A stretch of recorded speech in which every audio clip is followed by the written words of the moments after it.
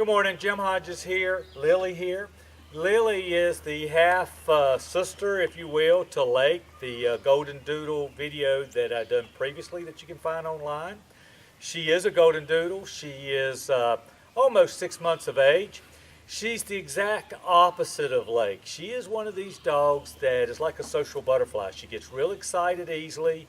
She wants to engage and see and inspect everything, every person. She's just full of life.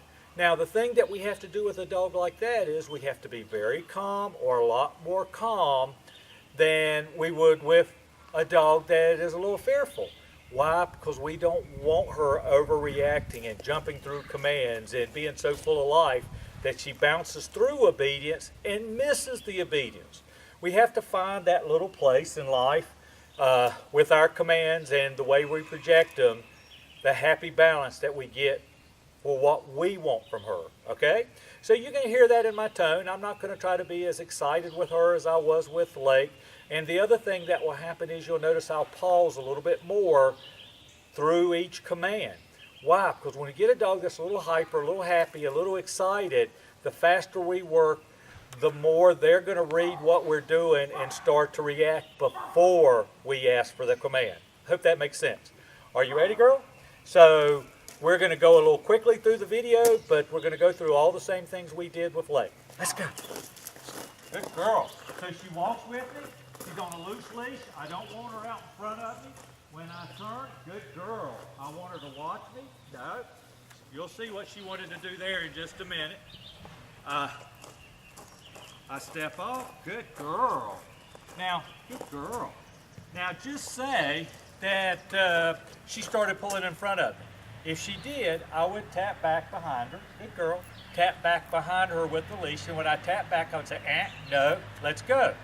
If she started going this way and I was going this way, I would tap parallel to the ground in the direction that I want her to go. Okay? If she's behind me, I don't always tap to get that. I usually try to encourage with my voice and my hands, trying to encourage her up. If that didn't work, I might tap her to get her up.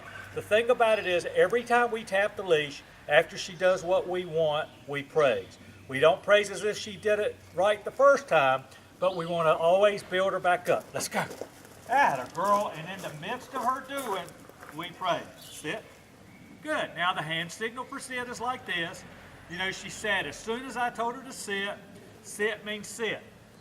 As a handler, I should have praised her as soon as she sat and told her how good she was. Now with her, she's crazy about treats. So I actually don't use treats that often with her. I'll use treats to help teach new commands. And I may use a treat when she's not expecting it. But I don't want her working for a treat. I want her working because I ask her to do it, if that makes sense.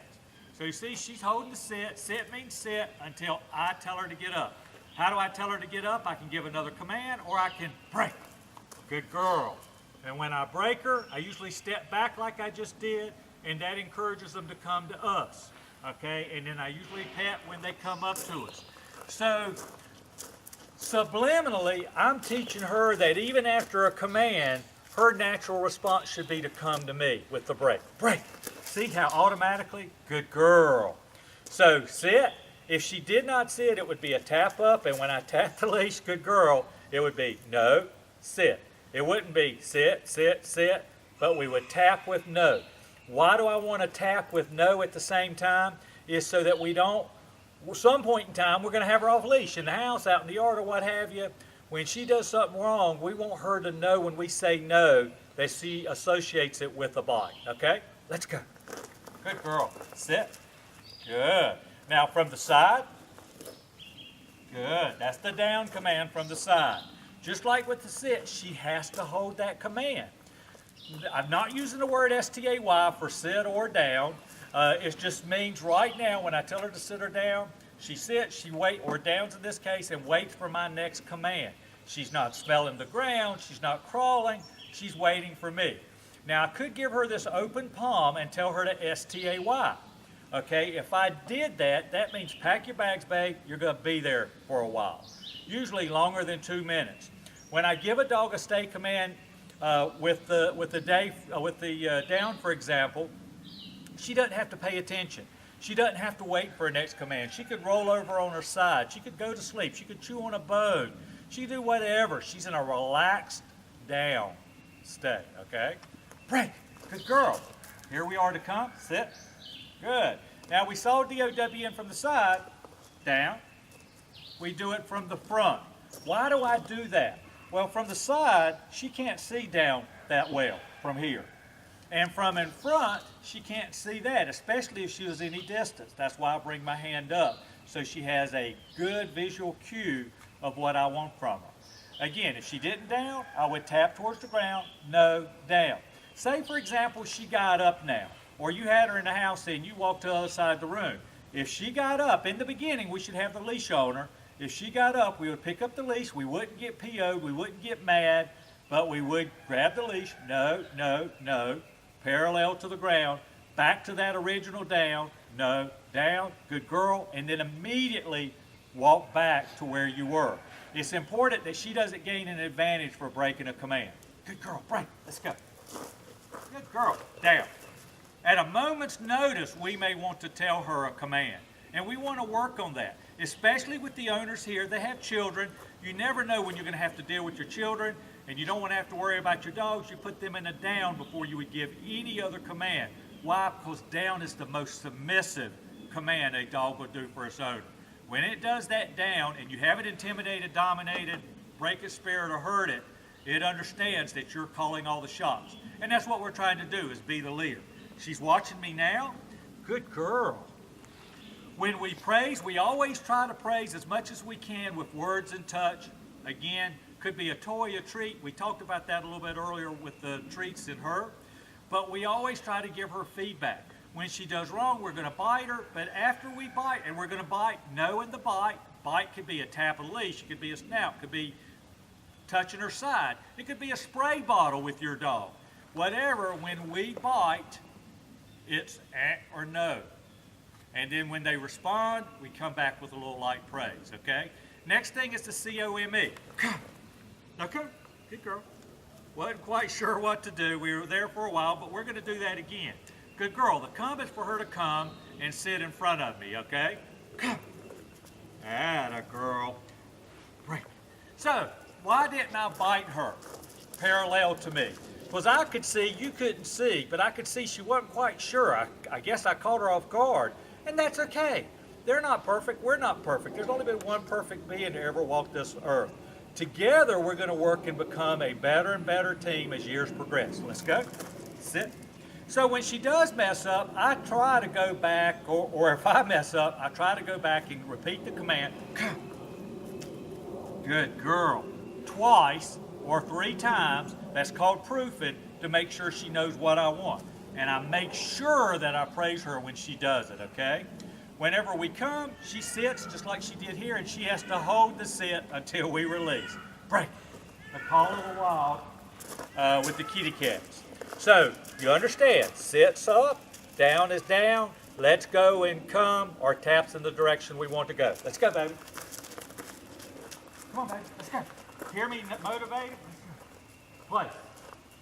Hand signal for play. Good girl. As soon as her 4th foot hits the bed, we praise. Our place is lay down, sit down, stand up, read a book. I don't care what she does on the bed, as long as she does it. She cannot get up. Her and her half-brother can do this for a couple hours at a time easily. Even if a cat's around. If she saw that cat and got off, I would grab the leash, no, place, and bite her and put her back. I don't care. She looks at the cat. She can do that all she wants, but she better not get off of that bed. Even if that cat got on the bed, she better stay on the bed, because that's what I told her to do. But when she looks at the cat and she defers, good girl, I'm going to praise her. I'm going to let her know she made the right decision. Praise can be given anytime. Remember, we want to praise at least 20 times more during the day than we bite. We don't want to become some nag. And it's also to praise when you're not actively working, but she's doing something that pleases you. Because as we do this obedience, she starts to understand what praise means, and then she understands when she's just laying there and we tell her, good girl, that, oh, I'm making them happy right now. So watch my command. Break. Good girl. Let's go.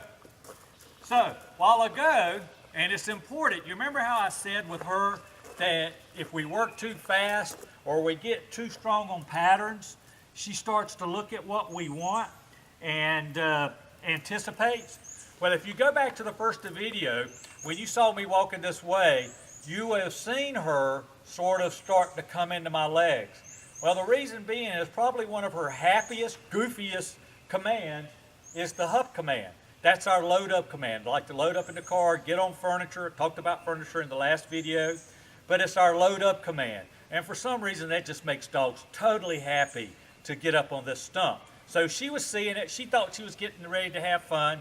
And even if I was walking to that stump and she broke the command to get in front of me, anticipated it, I wouldn't get on it. I would just walk on past and go. So let's see what happens. Let's go back. So I'm going to watch her. See what she does. Ah, good girl. Let's go. Ah, the girl. So she looked, but she didn't act out. And you see she wants to do it right now. Sit. Good girl. Ah, the girl. Huh. Now you can do it. Good girl. Look at you. You did it good. She just had breakfast. She is usually so overjealous sometimes she'll jump right over it trying to get on. But we just keep working and working. It's a fun command. It's fun to work together. Right. Good girl. So now we're down to the last command. You saw the come command. You saw the sit, the down, the place. Now we're getting ready to do the heel command. The heel command, what is it? The heel command is sort of a tighter, stricter let's go. We're going to have a shorter leash. We're typically going to be on the leash for a while.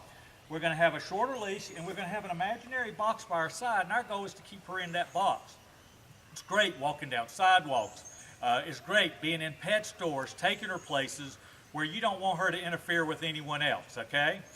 When we do this, it's important, especially with other dogs or maybe other people's children that are really going crazy in a department store, that we try to put ourselves between them and that real excitable or potentially dangerous object.